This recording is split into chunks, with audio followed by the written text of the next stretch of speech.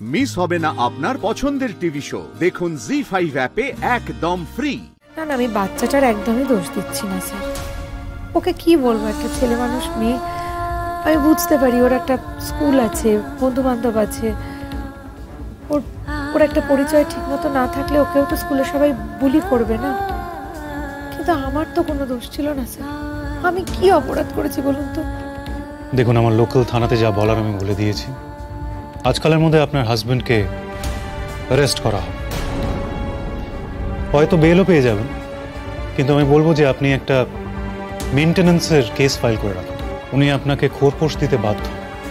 দেখুন, উনি না চাইলে আমি ওনাকে জোর করে আপনার সঙ্গে রাখতে পারি না, এটা যেমন সত্য, ঠিক তেমনই উনি চাইলেই আপনাকে আপনার খরচা খরচ বা আপনার প্রতি ওনার সব দায়িত্ব অস্বীকার করতে পারেন না, এটা সমানভাবে সত্য। সুতরাং ওনাকে ওনার রেসপন্সিবিলিটি নিতেই হবে। জানি স্যার, কিন্তু বিশ্বাস করুন, ওর থেকে না আমার একটা টাকা নিতেও ইচ্ছে হয় না। আমার নিজেকে এতটা ছোট মনে হয়, এত অপমানিত লাগে, ভিতরে ভিতরে এত যন্ত্রণা হয়, এক টাকাও আমার নিতে ইচ্ছে হয় না। কিন্তু পরে আমার বন্ধুরা আমাকে বুঝিয়েছে যে এটা তো তোমার অধিকার, এটা তো তোমার প্রাপ্য, তুমি কেন ছেড়ে দেবে?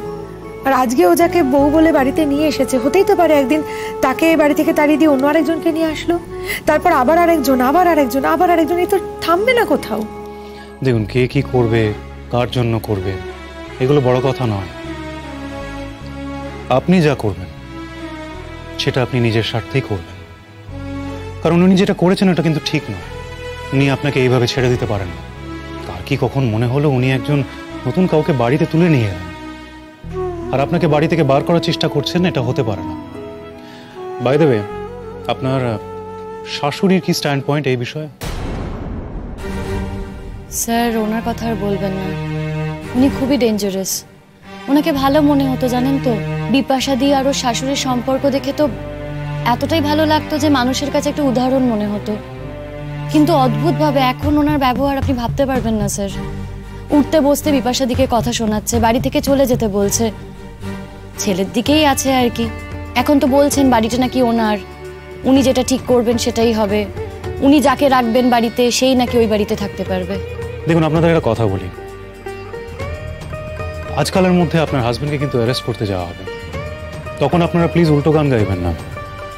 এইসব কেসে এই সমস্যা হয় যে আপনারা আসেন ঠিকই আমাদের কাছে স্টেপ নেওয়ার জন্য, কিন্তু যখন আমরা স্টেপ নিই তখন আপনারা যেভাবেই হোক ওনাকে ছাড়ানোর চেষ্টা করেন, সেটা যেন না হয়।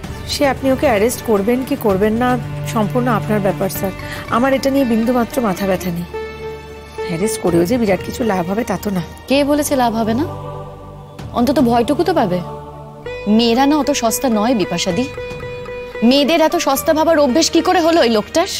মেয়েদের নিয়ে যা খুশি করা যায় না, যা খুশি বলা যায়, তার জন্য কোনো পানিশমেন্ট হবে না।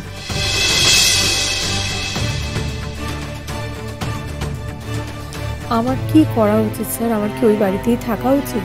আপনাকে তো বললাম, আপনি একটা মেনটেন্যান্সের মামলা ফাইল করুন। আপনাকে যে বাড়ি থেকে তাড়িয়ে দেওয়া হচ্ছে বা তাড়ানোর চেষ্টা করা হচ্ছে সেটাতে আপনি ইনসিকিউর হয়ে উঠছেন। আপনার সাথে যে মিসবিহেভ করার চেষ্টা করা হচ্ছে এটা যথেষ্ট শাস্তি পাওয়ার জন্য। আপনি অ্যাপ্লিকেশনের একটা কপি এনেছেন আমার জন্য? হ্যাঁ স্যার, এনেছি।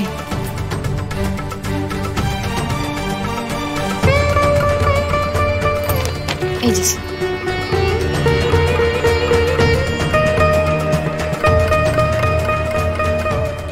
আচ্ছা, আপনারা কি একই পাড়াতে থাকেন?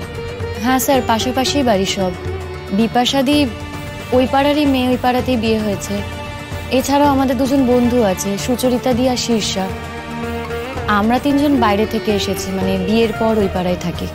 আচ্ছা, আপনারা বলছিলেন না যে আপনাদের সকলেরই কি সমস্যা আছে? মেয়েদের জীবনে তো সমস্যা থাকেই স্যার। কোন মেয়ের জীবনে সমস্যা থাকে না বলুন তো? তো আপনি বলতে চাইছেন যে ছেলেদের কোনো সমস্যা হয় না? এটা আপনার ভাবার কোনো কারণ নেই। না স্যার, আমি সেই কথা বলিনি। ছেলেদেরও সমস্যা থাকে, মানুষের জীবনে যেমন সমস্যা থাকে ছেলেদের জীবনেও সেরকমই সমস্যা থাকে। সেই সমস্যা তো মেয়েদের জীবনেও থাকে। কিন্তু জানেন তো, তার বাইরে গিয়েও না মেয়েদের জীবনে আরো অনেক সমস্যা থাকে। কেউ সেটা স্বীকার করে, কেউ সেটা স্বীকার করে না, কেউ সেটা সময় মতো বোঝে, কেউ আবার বোঝে না। কারোর কারোর বুঝতে অনেকটাই দেরি হয়ে যায়। এই দেখুন না স্যার, এই যে বিপাশাদি, ও কি ওর স্বামীকে চিনতে পেরেছিল? পারেনি তো। আর ওই যে আমাদের দুই বন্ধুর কথা বলছিলাম, সুচরিতাদি, ওর গল্পটাও আলাদা। ভালোবাসা করে বিয়ে করেছিল ইন্দ্রদার সাথে। তারপর ওই ইন্দ্রদা অফিসে চাকরি করতে করতে ওনার একজন কলিগের সাথে অ্যাফেয়ার হয়ে যায়। বউ মেয়েকে ছেড়ে তার সাথেই থাকতে শুরু করে। সুচরিতাদি কিন্তু একা একাই ফাইট করছিল মেয়েকে নিয়ে।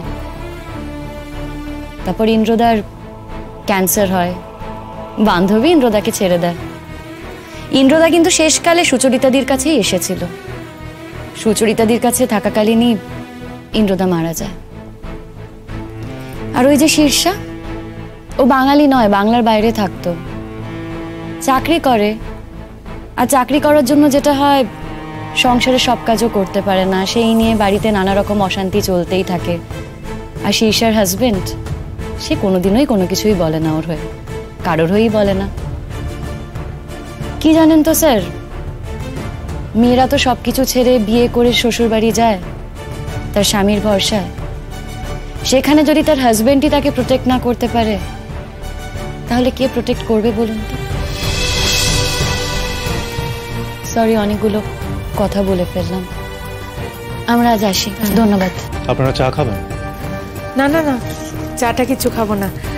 আপনি যে এতক্ষণ ধরে ধৈর্য ধরে আমাদের সব কথাগুলো শুনলেন, এটাই তো অনেক। থ্যাংক ইউ স্যার, আসছি। আপনার কি সমস্যা হয়েছিল সেটা তো বললেন না।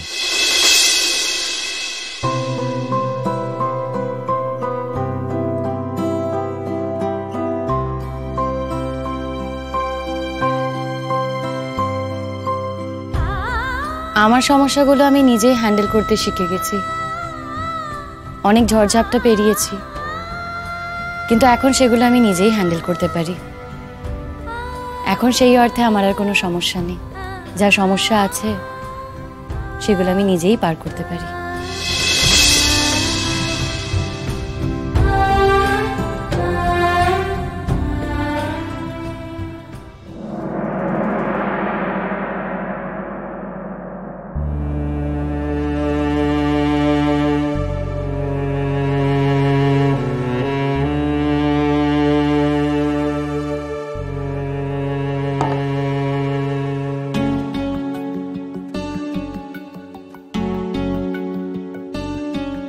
কি ব্যাপার, এখানে কি করছো তুমি? কিছু না।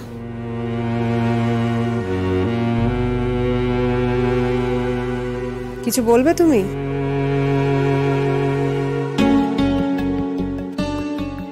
তোমার ঘরে একটু আসবো?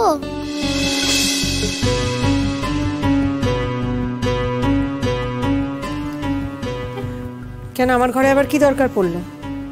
আচ্ছা ঠিক আছে, আসবো না, এখানে দাঁড়িয়েই দেখি। জি5 ডাউনলোড করুন আর সব এপিসোড দেখুন একদম ফ্রি।